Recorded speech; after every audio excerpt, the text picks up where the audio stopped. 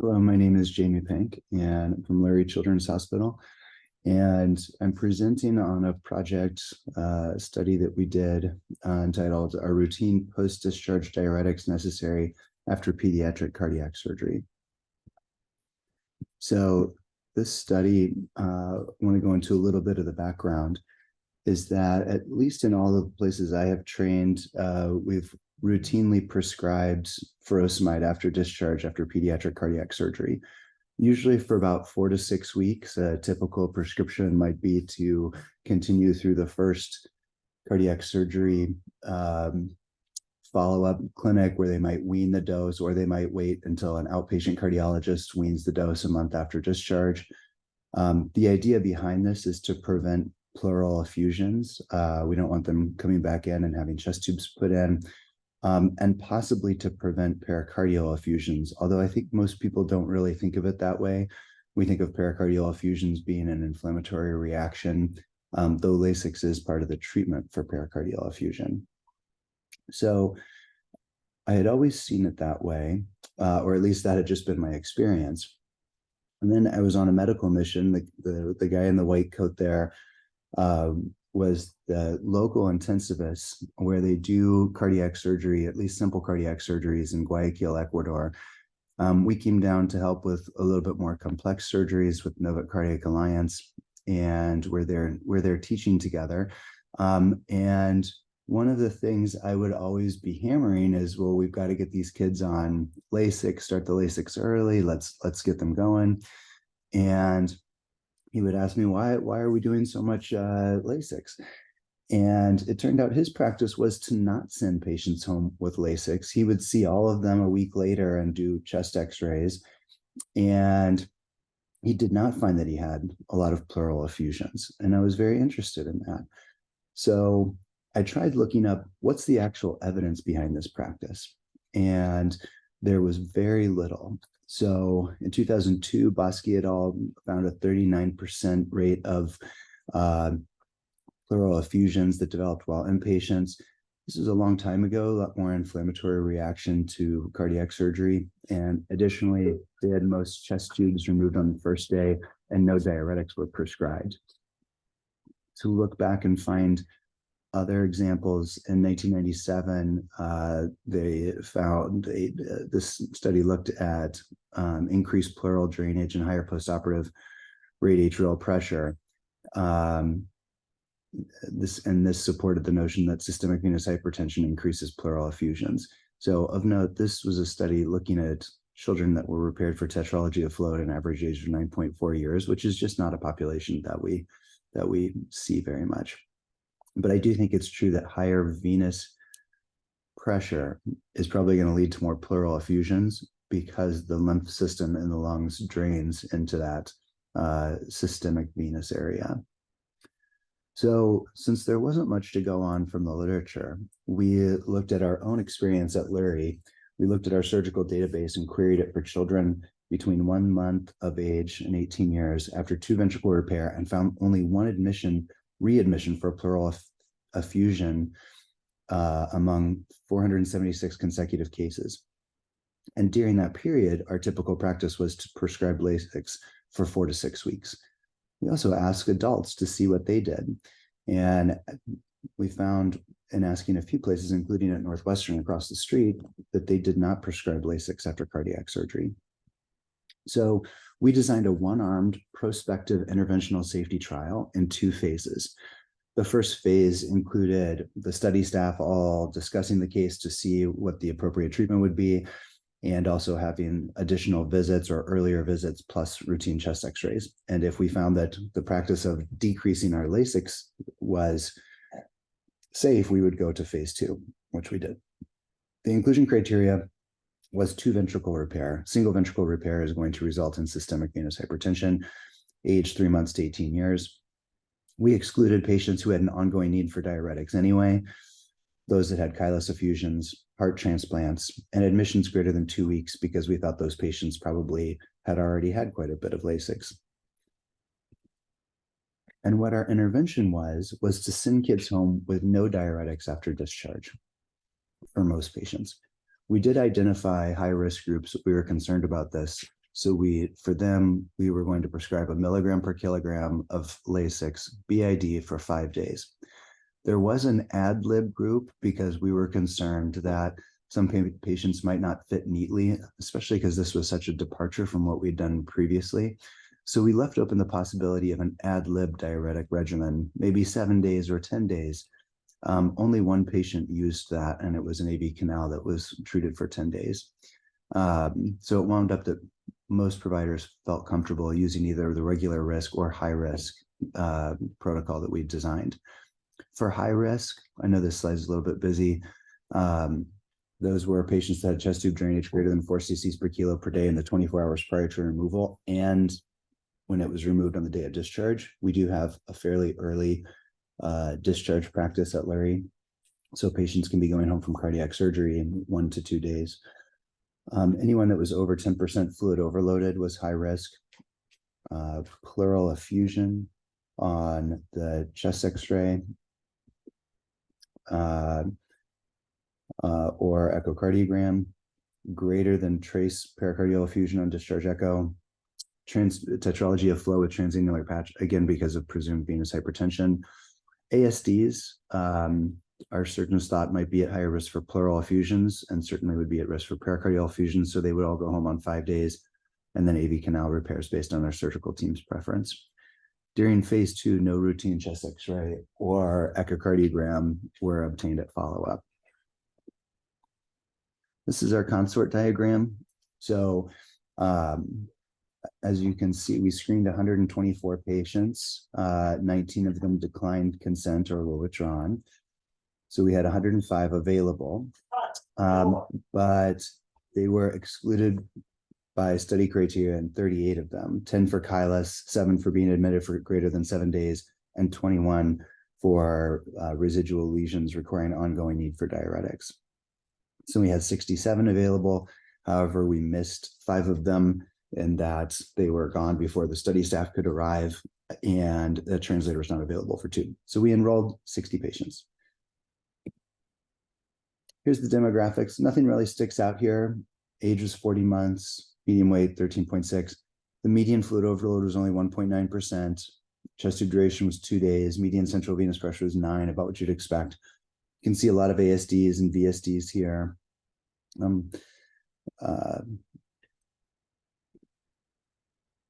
So we did add one patient in our results, in that one patient who was treated with our regimen did have a pericardial effusion a few weeks after the study, and so we did add that to the analysis. So we wound up with 61 patients to analyze. 36 of them were discharged with no diuretics. 24 were discharged with 5 days of diuretics of Lasix due to the high-risk designation, and 17 of those were due to the type of surgical repair. So most of them weren't falling into any of those other categories. It was just because they were ASDs or AV canals. So of those 61 patients, no patients were admitted for isolated pleural effusion. 5 of them were detected on follow-up, but 3 were traced to small and were left untreated. 1 was diagnosed due to tachypnea at follow-up and was treated outpatient with furosemide. And then 1 did have a small pleural effusion, but this was in the presence of tamponade physiology from a large pericardial effusion for which the patient was readmitted. 2 additional patients received short courses of outpatient furosemide for lower extremity edema. So what we did find that was surprising was, surprising to us, but not completely impossible, in that we had put this in our secondary aims, was to look at pericardial effusions. But we found that 2 of them were readmitted and were symptomatic. 1 of them was actually on tamponade in shock, and both of those patients had pericardial drains placed. 2 patients were admitted that were asymptomatic, and that was a limitation of the study, that we didn't have specific criteria for who would be admitted or not admitted for pleural or pericardial effusions. Those 2 that were readmitted that were asymptomatic were just treated medically. And then there was 1 additional patient that was symptomatic with tachypnea, but treated as an outpatient, which sort of goes to show that different providers are going to approach these treatments differently, which would be good to have set criteria for how you're going to do with these patients as they represent. So based on that, we did an analysis of pericardial effusions. And the way we did it is we went back and searched the EMR for 5 years prior to the study, 2015 to 2019, found 975 surgeries. We only found 2 readmissions for pericardial effusions, and both of them were symptomatic. We then did the same thing during the study period using the same method of searching the EMR and found exactly the patients that we prospectively identified during our study, which was 4 readmissions for pericardial effusions, 3 of them being symptomatic. So we think that using the methodology that we did, we think we identified everyone in both periods that had pericardial effusions. But when we look at that, the numbers are small, but it was 4 out of 137 during the study period and 2 out of 975 during the baseline period. So there was a statistically significant increase in the readmissions for pericardial effusions.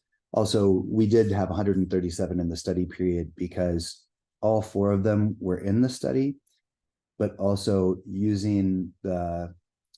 used the criteria for identifying patients in the baseline period, and we used the same criteria in the study period because, for instance, certain things from looking at the EMR, we couldn't rule them out based on, for instance, like lack of consent. So we used the denominator.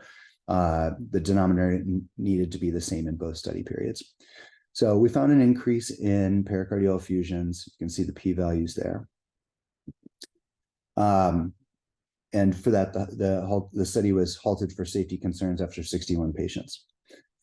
So what we wound up finding is that we did not find an increase in pleural effusions, though because we halted the study earlier, we were underpowered. The study was halted for the increased rate of pericardial effusions, though it's important to note that the fragility index was 2 for readmissions and 1 for symptomatic pericardial effusions, meaning that if only 1 or 2 patients in that group had not presented, then the results would have been non-significant. We looked at what other people have found. So Trivedi et al. Did a QI project that was going on around the same time as ours, where they reduced their outpatient prescription of diuretics to 10 days for uncomplicated cardiac surgeries. This reduced their post-discharge diuretic regimen from 32 to 10 days. So again, kind of giving a sense that other places are doing this 1 month or a little bit more of diuretic prescription. They only found 3 pleural effusions out of 115 patients post-protocol implementation. And it's unclear if any of them were readmitted, but it was no change from their baseline. So they were able to reduce the diuretics without increasing pleural effusions.